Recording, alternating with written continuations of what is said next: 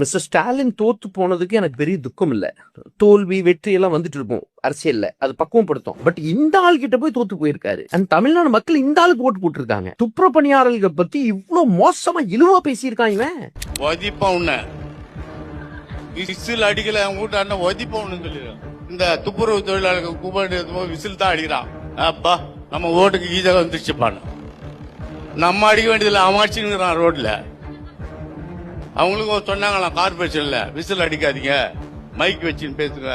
என்கிட்ட ஒருத்தர் துப்புரவு தொழிலாளி நான் அந்த வேலைக்கு வச்சவன் சொல்லலாம். ஒதிப்பா உன்ன விசில் அடிக்கல வீட்டாண்ட ஒதிப்போம்னு சொல்லிடுறான். அதனால காலையில இருந்து விசில் அடிச்சுட்டான். அடிப்பியா நீ? இந்த துப்புரவு பணியாளர்களுக்கெல்லாம் போராடிட்டு இருந்தாங்களே, எங்க போயிட்டாங்க? ஏய் அடிச்சு பாடுறா, கை வச்சு பாடுறா, நீ தானே மேலே ஆயிட்டே. இப்போ பொறுத்த மேல கை வச்சு பாடுறா ராஸ்கல். இந்த மாதிரி பேச்சு பேசுறான் இவன். அண்ட் விஜய் இது கண்டுக்கல. நல்ல தளபதி, நல்ல தளபதி, எல்லாம் நல்லா இருப்பாங்க, துப்புரவு பணியாளர்களும் நல்லா இருப்பாங்க. இந்த ஆள் இருக்குடா உங்களுக்கு எல்லாம், அரசியல் இருக்கிறவங்களுக்கு இருக்குடா உங்களுக்கு எல்லாம்.